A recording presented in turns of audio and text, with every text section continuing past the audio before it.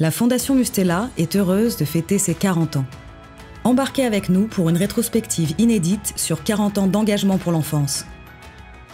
Direction les années 2000 pour parler des sages-femmes. Dès le début de son histoire, la Fondation Mustela s'est adressée aux pédiatres, aux puéricultrices et aux autres acteurs de la petite enfance, comme les sages-femmes, interlocutrices privilégiées des parents. Elle a édité de nombreux supports d'information et de prévention en partenariat avec des élèves puéricultrices et sages-femmes sur de grandes questions liées à la grossesse et l'accouchement.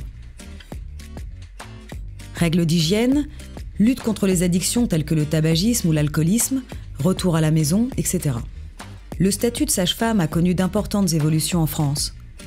Depuis 2002, leur recrutement s'effectue en première année du PCEM 1, le premier cycle des études de médecine.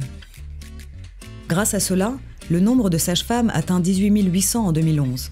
En 2021, elles sont 23 400 sur le territoire français. Comparable à celui des autres professions médicales, leur cursus d'études a été intégré à l'architecture européenne avec la reconnaissance du niveau master au diplôme d'état de sage-femme. Parallèlement, les attributions des sages-femmes ont été étendues. Déclaration de grossesse, extension du droit de prescription, réalisation de certaines vaccinations, conduite de l'entretien prénatal précoce. De son côté, la Fondation Mustela a noué en 2012 un partenariat avec le Collège national des sages-femmes. L'objectif de cette collaboration est de financer des projets de recherche afin d'améliorer la santé périnatale. La fondatrice du collège, Christine Blanchot-Isola, ajoutera qu'à partir de 1995, la connaissance des pratiques d'autres pays, moins médicalisées et parfois plus performantes, ont conduit à considérer les sages-femmes comme le principal acteur de la grossesse normale. Une des toutes premières lauréates, en 2012, est Laure Capéa, pour son Master 2 d'épidémiologie, visant à comparer les diverses méthodes utilisées pour soulager la douleur durant le travail et l'accouchement.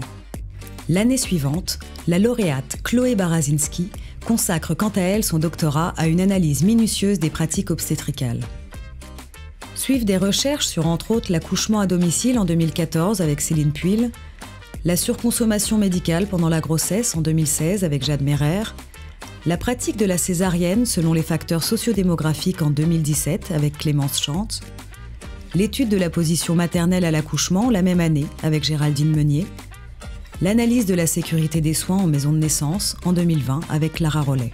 Et en 2019, l'enseignante en maïeutique Anne-Sophie Paulet a été récompensée pour son projet de recherche historique intitulé « La grossesse et ses risques, une sociologie de la transformation des pratiques en maïeutique en France ».